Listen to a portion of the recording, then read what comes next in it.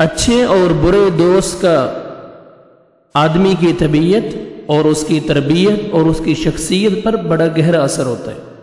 اللہ کے نبی صلی اللہ علیہ وسلم نے حدیث کے اندر اچھے اور برے دوست کی مثال بیان فرمائی ہے۔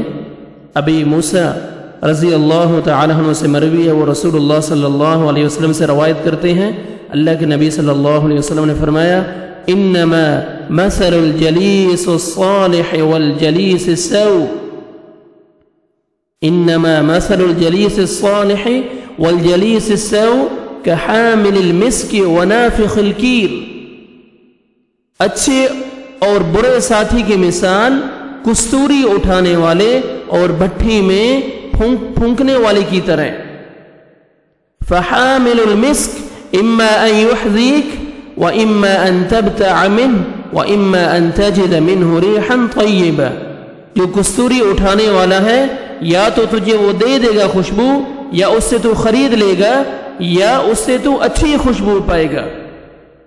ونافخ القیر، لیکن جو بھٹی میں جھونکنے والا ہے اما ان يحرق ثيابك، یا تو تیرے کپڑے جلا دے گا، واما ان تجد منه ريحا خبيثا، یا تو اس سے گندی ہوائی گندی بدبوئی اس سے حاصل کرے گا، گندی ہوائی اس سے پائے گا۔ مٹی بھی اگر 4 دن گلاب کے نیچے رہے تو اس سے بھی خوشبو آنا شروع ہو جاتی ہے۔ نیک لوگوں سے دوستی، نیک لوگوں سے تعلق رکھنے والا چاہے کتنا بھی عمل کیوں نہ ہو، اس کے لیے بالآخر نیکی کی منزل آسان ہو جاتی ہے، اور وہ آہستہ آہستہ بذات خود بعمل اور نیک سیرت انسان بن جاتا ہے۔ اگر وہ پہلے سے نیک ہو تو صالحین کی دوستی، نیک لوگوں کی صحبت نیکی میں مزید پختگی اور رسوخ پیدا ہو جاتا ہے۔ اللہ نہ کرے کہ اگر چاروں طرف سے بے عمل اور بد عمل اور برے دوستوں کا گھیراؤ ہو تو آدمی ساری زندگی برائی کی دلدل میں دھنستا رہتا ہے اور باہر نکلنے کی کوئی صورت پیدا نہیں ہوتی۔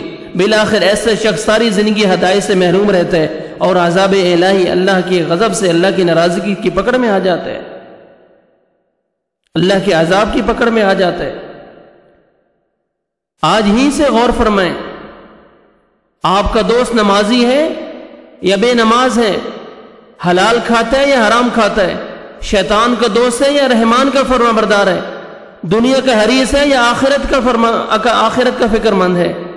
اگر آپ کا دوست نمازی، حلال خور، رحمان کا فرما بردار اور اپنی آخرت کا فکر مند ہے تو یقیناً ایسا دوست ہی پکا اور سچا دوست ہے جو جنت میں بھی آپ کا ساتھی رہے گا، جنت میں بھی آپ کا ساتھ دے گا، آپ کے ساتھ رہے گا۔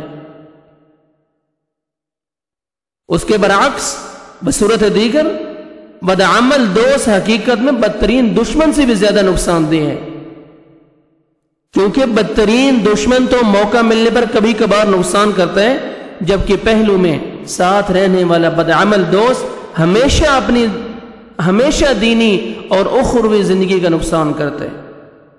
اللہ سبحانہ و تعالی ہمیں نیک لوگوں کی، نیک دوستوں کی صحبت اختیار کرنے کی اللہ تعالیٰ توفیق عطا فرمائے۔